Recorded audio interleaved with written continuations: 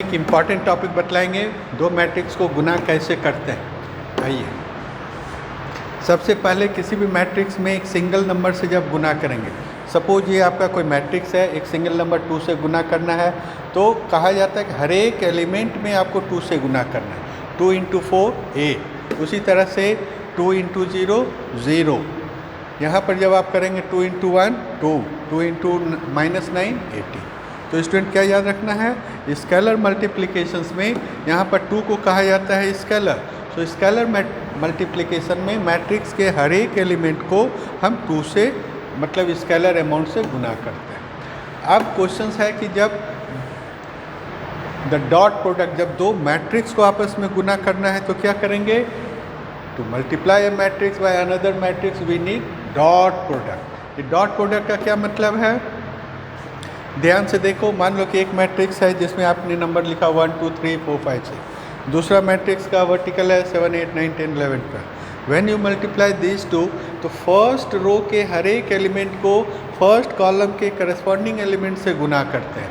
मतलब 1 2 3 को गुना करना है 7 9 11 से, तो 1 × 7 प्लस 2 × 9 प्लस 3 × 11 मिलके हुआ 58। That's why you right it 58। अब आप फर्स्ट रो को सेकंड कॉलम के सभी करस्पॉन्डिंग एलिमेंट से गुना कीजिए।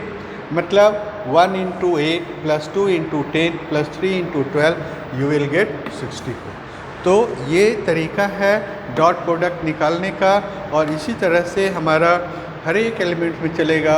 सेकंड रो को फर्स्ट एलिमेंट कॉलम से, फिर सेकंड रो को सेकंड कॉलम से, और इस तरह से आपका मैट्रिक्स मल्टीप्लिकेशंस होता है।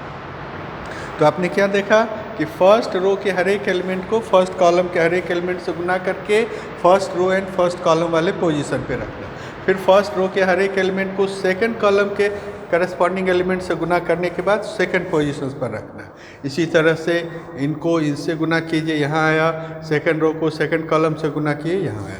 तो इस तरह से आपका दो मैट्रिक्स का मल्टीप्लिकेशन चलता है। When we do multiplication, the number of columns in the first matrix must be equal to the number of rows in the second matrix.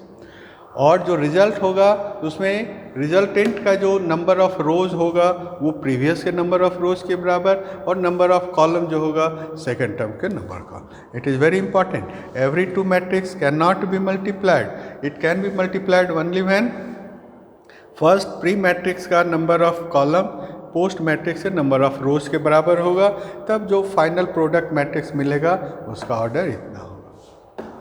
जल्दी से बतलाइए इसका आंसर क्या होगा।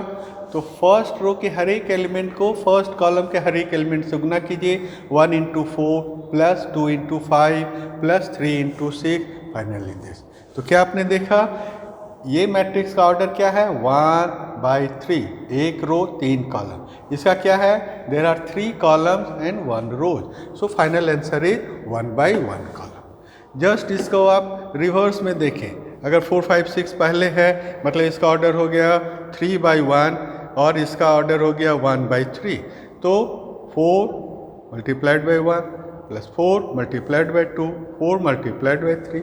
तो इस तरह से यहाँ पर मैट्रिक्स का प्रोडक्ट मैट्रिक्स का ऑर्डर निकला 3/3।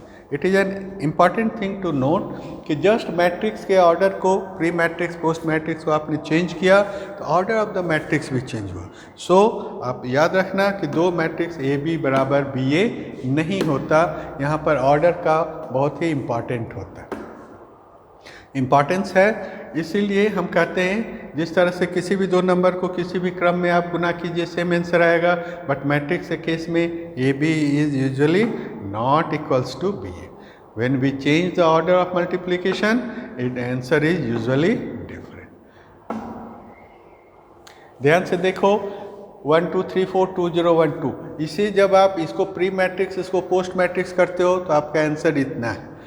सेम को आप पोस्ट को पहले प्री को बाद में आपने लिखा तो ये दोनों सेम है, नहीं है। सेम ऑर्डर का रहने पर भी अगर ए और बी मैट्रिक्स प्री और पोस्ट मैट्रिक्स का क्रम को चेंज कर देते, ऑर्डर रिजल्ट बिकम्स डिफरेंट।